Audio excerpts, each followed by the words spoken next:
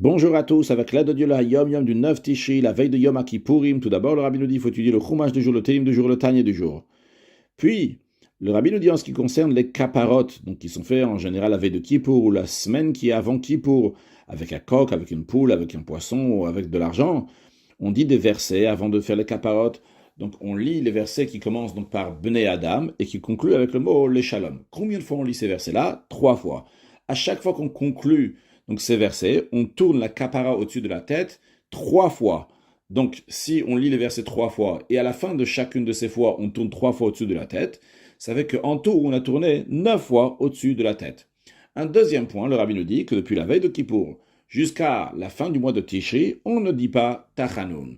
Troisième point, en ce qui concerne Malkut, donc des coups symboliques qui sont donnés avec une lanière en cuir la veille de Kippour, il y a le Malké, donc celui qui reçoit ces coups symboliques, et celui Nilké, celui qui donne ces coups symboliques, qui donne 39 coups, en souvenir donc des 39 coups qu'il y avait lorsque quelqu'un il transgressait un des 365 commandements négatifs de la Torah. Il avait été averti, il a fait ça intentionnellement, et les témoins l'avaient averti qu'il allait recevoir ces coups de bastonnade, 39 coups, et le tribunal lui donnait donc des vrais coups de 39 coups de bastonnade.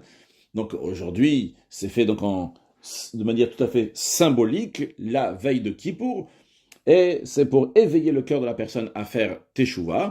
Et bien à ce moment-là, les deux, celui qui donne les coups, celui qui reçoit les coups, disent Vehu Rachum 3 fois. Dans le verset de Vehu Rachum, etc., il y a 13 mots. Quand 13 fois 3, ça fait 39, qui correspond donc à ces 39 coups. La veille de Yom Kippour, encore un point, le rabbi nous dit, le travail, le service de Dieu spirituel, c'est le regret du passé.